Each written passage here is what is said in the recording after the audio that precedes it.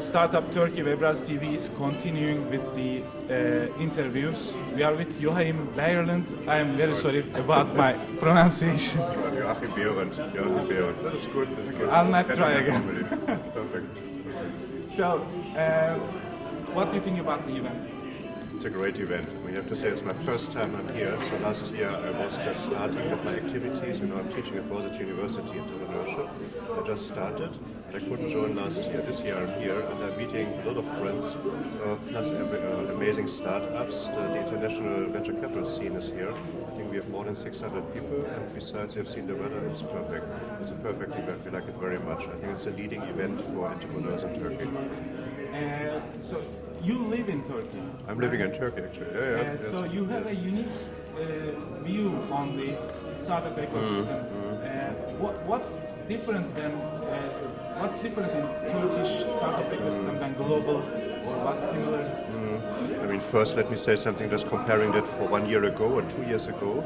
So when I started to analyze it, it was a little bit underdeveloped. So we had Turkish startups, but not as many as international. So it was a little bit like entrepreneurship was seen as something like a second career, so not the best choice. Now it became something, you can see so many startups which are just on the brink of launching their new products, their new services. So I think Turkey has catched up very much, partly thanks to Itoboom, other institutions, just because it's becoming more famous. What is still different, the ecosystem is not in place. So that's why we are here like big angel investments. So we say, okay, we have the startups now, and maybe if someone really becomes successful, there will be a venture capital fund finally investing. But in between, you need to bring them to the stage. There's a flow of typical, let's say, funding schemes. It starts with incubators. We have now good incubators in Turkey that started. And at the end, as I said, we have the venture capital funds, and they started to enter the Turkish market. But in between, it's a bit squeezed. So we don't have so many institutions which are providing professional support for startups. That's a big difference. The other one is the startups are more unexperienced. So it's not so that already we have serial entrepreneurs and they're running the 10th company. There's a lot of fresh startups that need more training and aligning the idea they have with the business environment, with, let's say, management needs, with market analysis. This is the missing part a little bit. But that's why we are here, that's what we are trying to provide. What do you think about the startup types? I would say, for example, we are seeing lots of e-commerce and mobile, right. That's right. And some gaming. What do you think about this in Turkey? What is good, what is not? I mean, in general, I'm sometimes sad that I just know about internet, e-commerce, or consumer internet, e-commerce, social media, because there's so many startups you can really choose from that you say which are the best ones.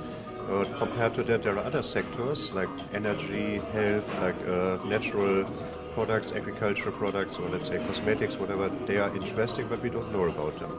So if I would be an entrepreneur, I would just look maybe outside this pure internet world as well. In the internet world, what we see is there are some trends developing which are actually caught by the startups already, which is about, for example, local, let's say localized shopping behaviors, integration of social media, mobile media, let's say mobile interfaces. They are more or less the next revolution. Sina said it yesterday evening already, which are endangering e-commerce in the classical desktop format. So there are some trends which are developing and which are caught by the startups. The danger is sometimes there are a little bit too many startups and the market is still narrow.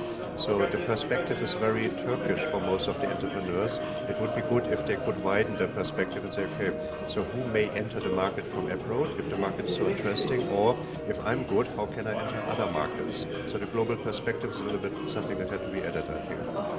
So can you tell us about Big Angel Investments? Well, we are a young organization. I mean, actually behind it we have Big Beierland International Consulting, which is an old organization. It's a company in Turkey. It's my consulting company. We have a Nexum company, which is digital agency, IT services. So they are both behind Big Angel Investments. Angel Investments we started now just in September the first time. So the intention is we are a professional angel investment institution. We are investing into startups, but we are very active investors. Very active investors means we want to not only give them money, we would like to support them. We take over professional services, we mentor them, we coach them. If they need something related to IT, e-commerce, digital media services, mobile interfaces, mobile apps, for example, social media campaigns, we can provide the services. So we are acting as a very active angel investor. Our target is we move in 2 years. We have an active phase where we are actually bringing the companies to a level that they are really scalable and that they can grow without big problems, 100, 200, 500%, without squeezing the organization. So we try to bring it to that situation. Then we expect that maybe up to another 2 years we have to wait for an exit, but we want to make them ready for an investment of a VC fund or of a strategic investor. So that's our business model, and we like to attract all startups which are, let's say, behind the incubation or acceleration service stage. They have already a company, they have a prototype, they have first users, maybe they have already first customers. That is our target group. So we are exactly matching this angel investment model. What kind of startups you are interested in?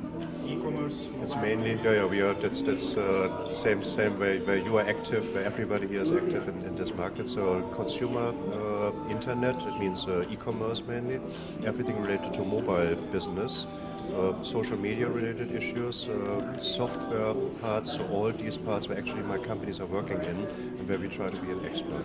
That is the main part. We have more experience in retail and in tourism, which is maybe added as a sector knowledge with the other parts, but this is maybe the main area where we are investing in. And finally, do you have a target for this year? How many investments? In total, so we have put aside $1 million, so this is our private money. We would like to invest in up to 10 startups, but I believe it's rather will be between 5 and 10.